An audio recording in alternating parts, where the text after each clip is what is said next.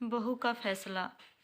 परमिला के सास को आए हुए अभी कुछ ही दिन हुए थे, लेकिन परमिला को सासू माँ एक आंख न भाती। आखिर एक दिन उसने अपने पति नीरज से कहा, देखो, अब तुम्हारी माँ के साथ एक पल नहीं रह सकती। नाश्ता को मेज पर झनक कर रखते हुए परमिला बोली, हरदम खांसती रहती हैं और कितना भी खिला पिला लो, इनका पेट ही नहीं भरता। जब देखो तब किचन में जाकर कुछ न कुछ खाती रहती हैं। बेचारा नीरज ऑफिस जाने के पहले रोज यह उलाहना नाश्ता देते समय सुनता। परमिला सुबह का नाश्ता क्या देती, बल्कि साथ में सास की बुराई की दुहाई भी देती रहती। नीरज की अच्छाई है कि वह परमिला से तो कुछ न कहता, लेकिन वो जानता था कि उसकी माँ को ठीक से खाना नहीं मिल रहा, इसलिए रसोई घर में कुछ खाने को जाती हैं। उसके संस्कार ऐसे हैं कि वो परमिला को डपट नहीं पा रहा, ना ही ऐतराज़ दिखा रहा, लेकिन इस किचकिच से निजात पाना भी ज़रूरी था। नीरज की शादी को 1 साल बीत चुके थे। अब 1-2 महीने की प्रेग्नेंट परमिला बहुत ही कमज़ोर हो चुकी है। गर्भ ठहरने के पहले माह के दौरान मिचली आना, जी मिचलाना, तेल घी की चीज़ों से उबकाई आना आम बात है। ऐसी ही विकट हालत से परमिला भी रूबरू है।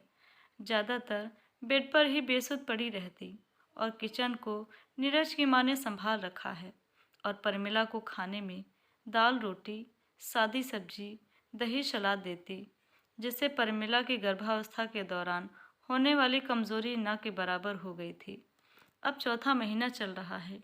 एक दिन नीरज ने परमिला से कहा, सुनो, माँ को वृद्धाश्रम भेज देते हैं और अब तुम पहले से बेहतर महसूस कर रही हो, इसलिए माँ को लेकर तुम तनाव में आ जाती हो, उनके खांसने पर परेशान हो जाती हो, खाने पीने पर भी ऐतराज़ है तुमको, इसलिए उनका यहाँ से जाना मुनासिब होगा।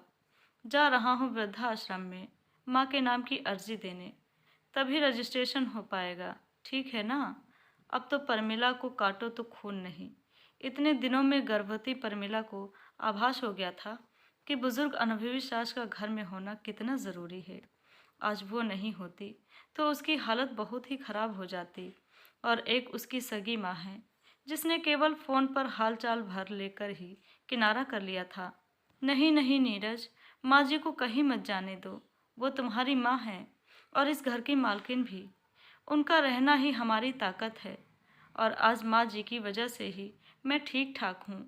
लेकिन तुम तो शिकायत करती थी ना, अब क्या हुआ? तुम्हारे प्रेगनेंसी के समय तुम्हारी माँ जी को बुला लेंगे, इसमें क्या है? मेरी माँ नहीं रहेगी तभी तो तुम सुकून से जी पाओगी। और बेचारी माँ भी वृद्धाश्रम में अपनी हम उम्र संगी सहेलियों के साथ से घुल मिलकर अपने जीवन को चैन से बिता लेगी। नीरज को अपने तर्कस से तीर चला चुका है, जो सीधे परमिला के हृदय को छलनी कर गया और वो फफक फफक कर रो पड़ी है। माफ़ कर दो नीरज, माँ जी बहुत अच्छी हैं, हमसे बहुत बड़ी भूल हो गई। उनके विशाल ममता भरे हृदय को समझ ना सकी। कहते हुए आंखों से अश्रुधारा बह चली है। इतना करुणा देख नीरज भी मीठी मुस्कुराहट के साथ बोल पड़ा, ठीक है मेरी जान, जैसी तुम्हारी आज्ञा।